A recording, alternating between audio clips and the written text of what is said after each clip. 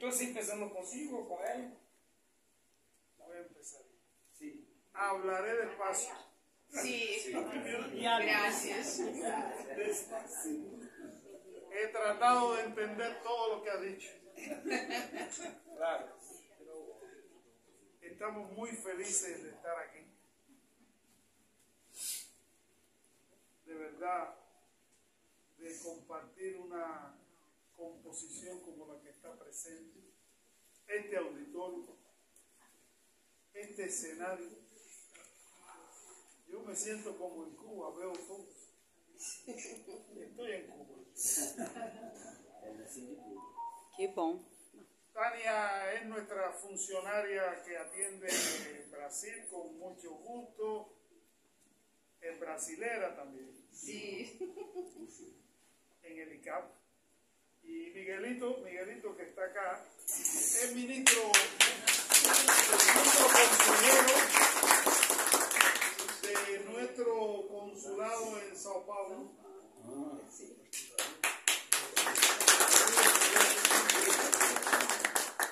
Mi nombre es Víctor, yo soy vicepresidente del Instituto Cubano de Amistad con los Pueblos. Pero en mi contenido de trabajo son otras áreas geopolíticas. Lamentablemente no en nuestra América Latina. Y con mucho gusto estamos mandatados para compartir con ustedes este encuentro y otros encuentros que debemos sostener estos días. Por tanto, no soy un conferencista, soy el amigo que llega a casa de los amigos. Casi siempre cuando uno llega a casa de los amigos, lo primero que te preguntan es ¿cómo está la familia? Bueno, de la familia cubana hablaremos. Y después que uno habla de la familia, te preguntan ¿y el trabajo cómo va? Del trabajo hablaremos. Pero sin límite para ustedes.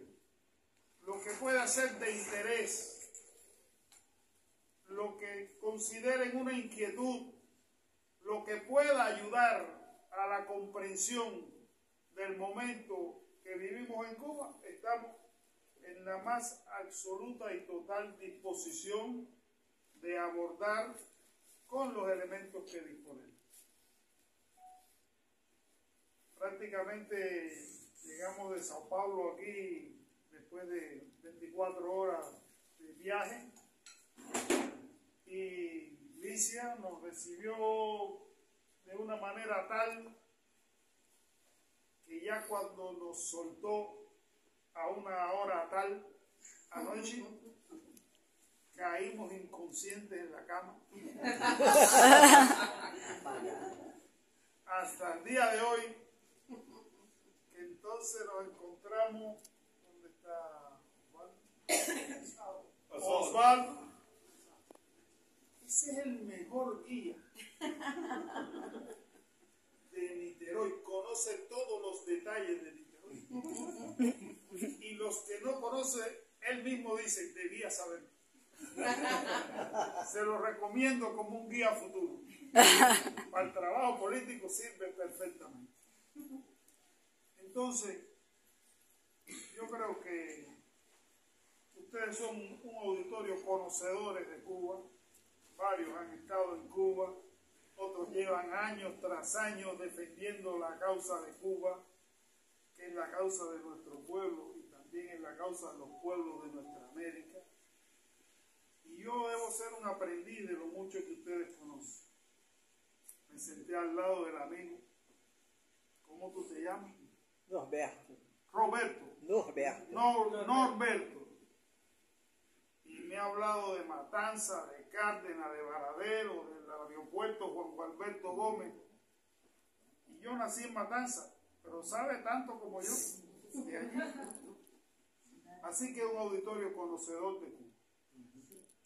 Yo creo que lo primero, para comenzar una conversación de esta índole, es transmitir el más absoluto agradecimiento en nombre del Instituto Cubano de Amistad con los Pueblos y de nuestro pueblo por el trabajo que hacen ustedes por la dedicación de ustedes, por el amor a la causa que sienten ustedes, por la significativa contribución durante todos estos años a la resistencia de nuestro pueblo, por su presencia en Cuba como un hijo más de allí, y por todo lo que estamos seguros seguirán haciendo, porque cuando se abraza una causa no se tiene límite ni de tiempo ni de esfuerzo.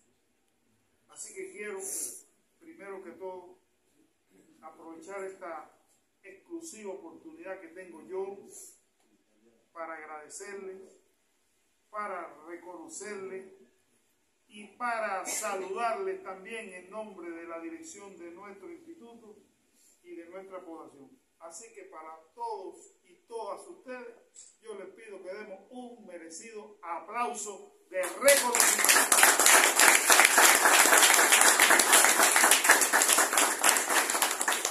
Ahora, entrando en el tema, yo creo que el asunto número uno es saber de dónde venimos. Si usted no sabe de dónde viene, corre el riesgo de no saber a dónde va. Entonces nosotros venimos como los pueblos de nuestra América, de 500 años de lucha. 500 años de lucha. Nuestros aborígenes, hoy he visto imágenes de aborígenes de aquí, mirando a la bahía. Nuestros aborígenes no mandaron a buscar a nadie. Estaban aquí felices. Vivían, trabajaban en familia, compartían lo que tenían. Y su vida un día se complejizó y tuvieron que entonces enfrentar los procesos colonizadores que trajo consigo la más absoluta y despiadada esclavitud. De eso, Brasil y Cuba tienen una rica historia de lucha y de sentimientos en defensa de las comunidades aborígenes nuestras. Eso no se puede perder de vista, porque cuando hoy se razona sobre el término de nuestra América, es que nuestra América con sus raíces, con nuestros pueblos, con sus virtudes, con el sentido de pertenencia, es lo que tratamos de defender cada uno de nosotros donde estamos. Y por tanto, esa etapa de la esclavitud, yo preguntaba hoy sobre las comunidades aborígenes, dónde podían estar situadas, porque nosotros tenemos que sentir el más absoluto respeto y gratitud por los que dieron origen a todos nosotros. Y ahí están los que luego, mezclados con los africanos y otras nacionalidades, contribuyeron a las nacionalidades nuestras. Así que nosotros venimos de la lucha. Si nos acercamos un poco más acá, desde hace 200 años, hay dos doctrinas que se enfrentan y lo seguirán haciendo por los años de los años.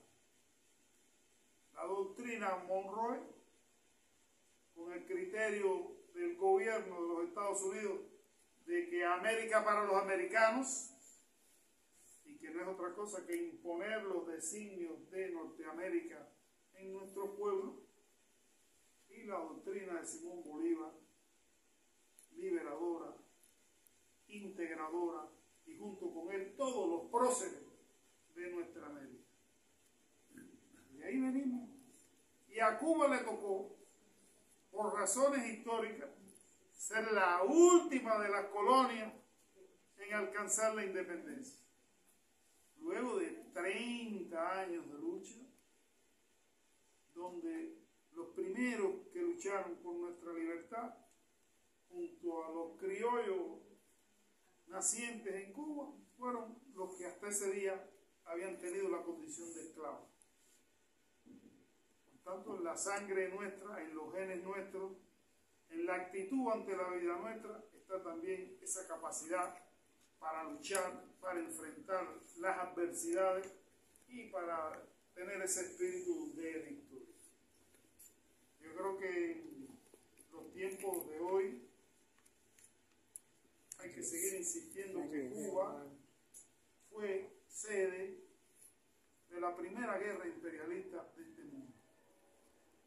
Fue allí donde en medio de un combate por la independencia entre Cuba y España, luego de 30 años de lucha y a punto de alcanzar la independencia, se introdujo las fuerzas numéricamente superiores y tecnológicamente también a los colonizadores españoles del imperio norteamericano e impidieron que Cuba alcanzara la ansiada libertad y comenzó un proceso en el cual, para solo citar un ejemplo, en 3 ocasiones ocupó el ejército norteamericano nuestro territorio. Y con ello tratando de demostrar la teoría del destino manifiesto. Es como que la fruta madura debía caer por razón de las leyes biológicas y geopolíticas, y por tanto Cuba debía ser una parte de la naciente unión. Contra eso también nos tocó vivir 58 años de pseudo república, de república a medias, donde lejos de disfrutar de los derechos del pueblo, lo que se hizo fue continuamente estar al servicio de los designios del gobierno de los Estados Unidos. De ahí viene la ocupación de la primera base naval militar extranjera en contra de la voluntad del pueblo y gobierno cubano hoy, que es la base naval de Guantánamo, que como todos sabemos se ha convertido no solo en un enclave de carácter militar, sino en la expresión más horrenda de la violación de los derechos humanos y también con ello facilitar que el gobierno de los Estados Unidos siga ejerciendo su injerencia en los asuntos internos de otros países. Toda esa realidad tuvo el 1 de enero del 59 el fin, cuando empezó un proceso tan transformador como es difícil imaginar. Es la Revolución Cubana. Esa es la obra de nuestro pueblo, la obra mayor de nuestro pueblo, es la Revolución Cubana, enfrentando todo tipo de adversidades y venciéndolas, y muy importante, con un acompañamiento de los pueblos de este mundo.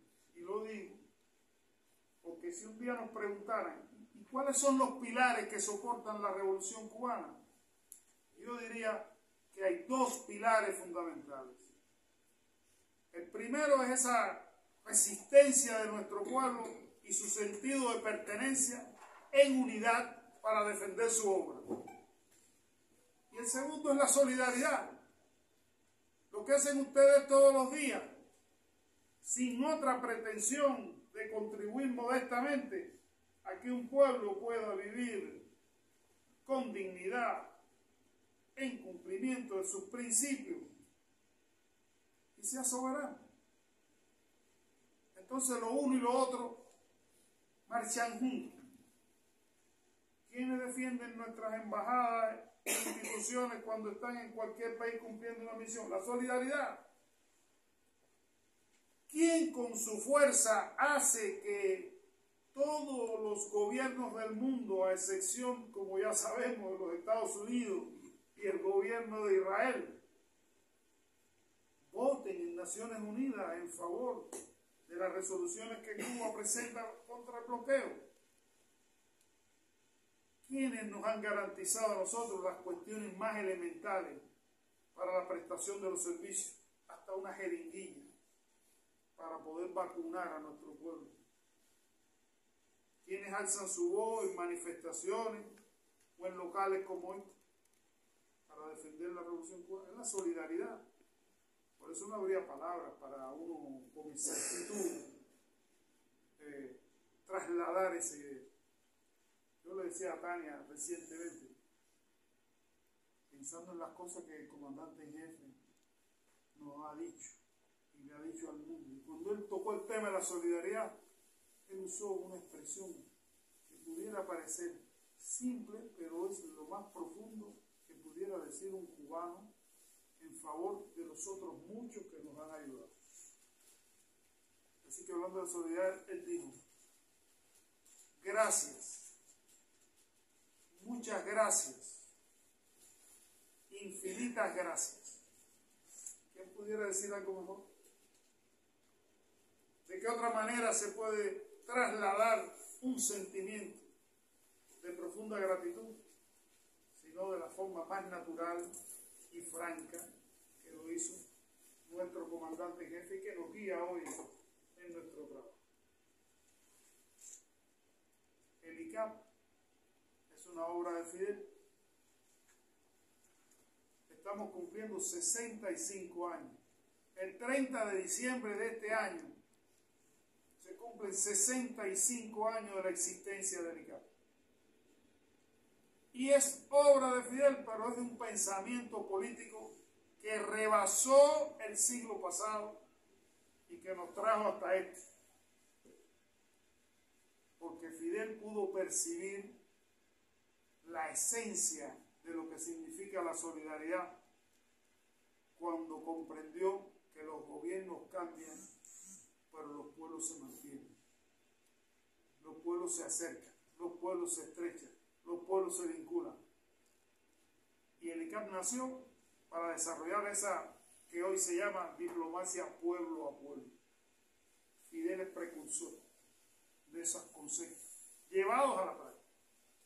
Y uno se siente orgulloso cuando dice, bueno, el ICAP tiene relaciones con más de 163 países y con 1.700 organizaciones como esta que ustedes representan.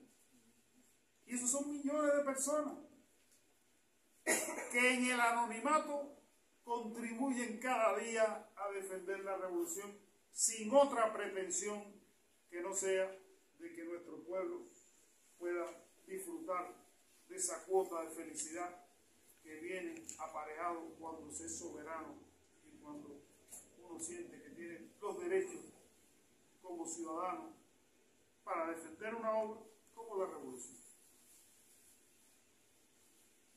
En tiempos como los que vivimos, que tienden a complejizarse, nosotros tendremos que volver una y otra vez más a razonar las esencias fundacionales para no cometer errores y para comprender que las circunstancias nos van a estar conduciendo a cada vez más un trabajo más integrado, de mayor efectividad. Y a eso venimos también. No solo, en primer lugar, agradecer la solidaridad, sino a trabajar de común, a plantearnos nuevas metas, a mirar las potencialidades con que contamos, a encontrar nuevas formas y alternativas de lucha para cumplir con nuestros propósitos de seguir la revolución cubana marchando victoriosa ante las complejidades. Yo después voy a darle la palabra para que Tania se refiera a las últimas medidas que el gobierno de los Estados Unidos ha ido implementando. Pero no podemos recordar que pasamos de la pandemia y Trump, primer mandato, pandemia y Trump, primer mandato, a la pospandemia y Trump, segundo mandato. Todo eso está conectado. Yo le pudiera decir que Cuba probablemente ha sido de los países que cuando empezó la pandemia estábamos con mayores limitaciones de carácter económico. Cuba debe haber sido uno de los países. nosotros ni siquiera podíamos decir vamos a comprar la vacuna. Nosotros teníamos una obligación moral primero que todo y otra limitación material y financiera. Hay que producir la vacuna. Para producir las vacunas es como decir la decisión: o salvamos el pueblo o aquí perecerá una buena cantidad de personas si el dinero o el poco dinero se utiliza en otras cosas. Y ahí hay que cerrar los ojos y hay que salvar el pueblo. Y nosotros, afortunadamente, con el talento de nuestros científicos, logramos 5 candidatos vacunales y 3 de ellos se constituyeron en vacunas. La historia es conocida. Decenas de brigadas de médicos nuestros salieron al mundo a salvar a otros pueblos. Y millones de dosis producidas en Cuba también fueron a otros pueblos a contribuir modestamente a paliar el enfrentamiento a una pandemia. En esas circunstancias, 243 medidas ejecutivas del gobierno de los Estados Unidos, que es como decir, atacar milimétricamente a un pueblo para tratar de rendirlo. Esa es la filosofía de los 11 gobiernos que han pasado en revolución. Hay un memorándum que yo se lo recomendaría, desclasificado por el propio norteamericano, el gobierno de Estados Unidos, de un subsecretario de Estado, gracias, Lester Mallory, en su filosofía de comprender que no había una oposición en Cuba que pudiera derrotar al gobierno, porque el pueblo estaba apoyando a la revolución, llegó a la conclusión de proponer que el camino era hacer que ese pueblo pasara hambre, pasara necesidades, que el salario nominal no sirviera y que el disgusto del pueblo fuera tal que el mismo pueblo acabara con su obra, la revolución. Eso tiene su expresión en las 243 medidas de Trump y en otras medidas que se han convertido en ley por el Congreso de los Estados Unidos, que tienen un carácter extraterritorial. Esa es la filosofía que hay detrás de lo que denominamos el bloqueo económico, comercial y financiero contra Cuba. Y cuando esa perversidad, porque esa es una acción de carácter genocida, y utilizo ese término porque estamos en tiempos donde el genocidio se percibe con la más absoluta claridad y la más absoluta complicidad de los que estimulan lo que está ocurriendo en Gaza a nuestro hermano pueblo palestino. Pero el genocidio también tiene su expresión en acciones que no necesariamente llevan armamento bélico. Esas son las armas del silencio cuando uno trata de asfixiar a un pueblo. Y a nosotros nos negaron el oxígeno en plena pandemia. Después que usted le niegue el oxígeno a alguien, ¿qué otra cosa podemos esperar? Y nos los negaron. Cuba no le ha negado nunca la ayuda que ha podido dar a los demás. Con el propio pueblo norteamericano, después de aquel huracán Katrina, que recuerdo, algunos de ustedes lo recordarán también, Cuba lo que organizó fue una brigada médica para decirle al gobierno de Estados Unidos: aquí hay 2.000 médicos listos con sus mochilas, una mochila verde olivo. Yo estuve viendo una de ellas por aquí, en miniatura, ¿no? Y estaban los médicos prestos para brindar servicio. Nuestros médicos no han distinguido de a qué pueblo le voy a brindar el servicio. 2.000 estuvieron dispuestos a ir a resolver los problemas que Katrina había provocado en el sur de los Estados Unidos. Más de 10.000 estuvieron dispuestos a venir aquí a Brasil para brindar servicio al pueblo, trabajar junto al pueblo y curar en salud al pueblo. Y hoy Cuba tiene que enfrentar una de las patrañas más atroces también, cuando dicen que las brigadas médicas cubanas son expresión de la esclavitud y que lejos de salvar vidas lo que constituyen un instrumento financiero en beneficio de nuestro gobierno. tanto el bloqueo económico financiero, el agravamiento de filosofía, cuando usted dice que un país que ayuda a los demás es un país que patrocina el terrorismo, usted está diciendo la más flagrante mentira que se pueda decir. Es una verdadera agresión a la dignidad humana. Pero detrás de eso no es solo decir, este patrocina el terrorismo. No, detrás de eso lo que hay es que ese término, acuñado por otros muchos y de manera extraterritorial, no propician que los flujos financieros desde y hacia Cuba ocurran con la más absoluta naturalidad.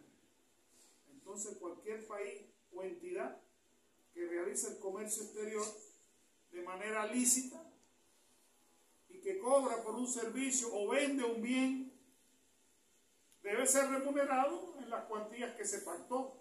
Pero eso se hace con transferencias bancarias. Nadie anda con un maletín de dinero de lugar en lugar para pagar o para cobrar. Y esa etapa se superó. Entonces Cuba hoy tiene esa visión. Y eso lo decidió Trump nuevamente en las primeras 24 horas del gobierno. Lo que estoy hablando es para que cualquiera se pregunte cuál es el espíritu que prevalece. Eso tiene que ver con los cubanos que residen en Estados Unidos. Hay cerca de 1.800.000, 2 millones en los Estados Unidos. Esos cubanos que están ahí no tienen una motivación de carácter político. Hay una minoría de un grupúsculo que ha hecho de politizar esa relación un modo de vida. Y es la cultura de ese grupúsculo anticubano, entre ellos incluido el actual secretario de Estado. Por tanto, no nos debe sorprender en modo alguno que también vayan contra los migrantes que están allí, aunque ese es un país de migrantes. Todos ellos tienen parientes que son migrantes. Pero la perversidad es grande. Entonces tenemos que saber que todo eso que va ocurriendo crea dificultades en Cuba. Sí las crea. Hace que la vida sea más compleja, por supuesto. Yo voy a los barcos hoy en la bahía, porque vienen barcos de Niterói para aquí, cruzando los barcos ahí en la bahía, barcos de combustible. Pero un barco de combustible que entre a Cuba luego tiene que pasar 6 meses sin poder tocar puertos norteamericanos. Para empezar, antes de venir para acá hablamos con un amigo nuestro, amigo de Cuba, en Australia. Los australianos organizan una carrera que es la misma distancia de Australia a Cuba, pero unas veces van caminando, otras veces van en bicicleta, ¿no? Y le llaman Por Amor con Cuba.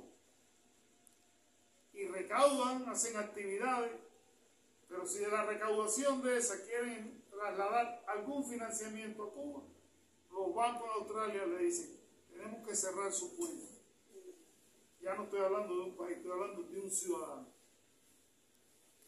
que tiene todos los derechos para depositar su dinero y traerlo las veces que quiera. Por tanto, la agresión a ciudadanos, a pueblos, a países enteros, tiene carácter extraterritorial y tenemos que comprender que cada vez más pueden tender a arreciar esas medidas. Hoy, estamos en junio, los grupos de visitantes, de amigas y amigos norteamericanos que van a Cuba, están soportando una verdadera agresión.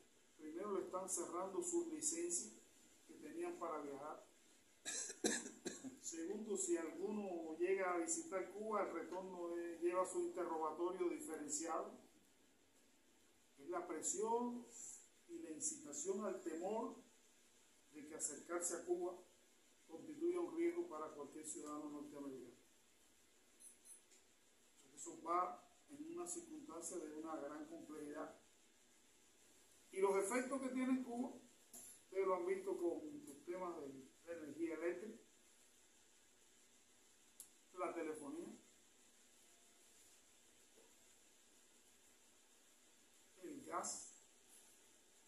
provisión de alimentos,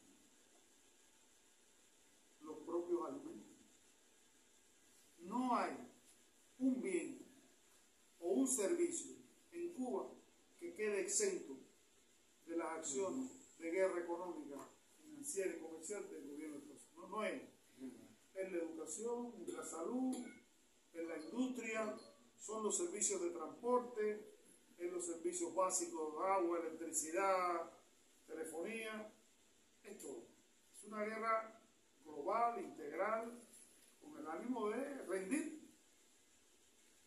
Eso no va a ocurrir. El rendimiento sería la utopía de los que nos tratan de agredir. Cada vez más el pueblo resistirá, enfrentará y alternativas seguiremos encontrando, como hoy está ocurriendo. No quiero adelantar nada para que también tú que quieras preguntar. Y por último, para darle un chance de ir a Tania también, que diga lo que quiera decir. El momento es de razonar sobre el trabajo y la calidad de nuestro trabajo y el potencial de nuestro trabajo. Yo solo le quiero decir que Brasil no es solo el gigante latinoamericano, y que en Brasil ustedes tienen estructuras organizativas como esta sociedad José Martí, que es un verdadero símbolo.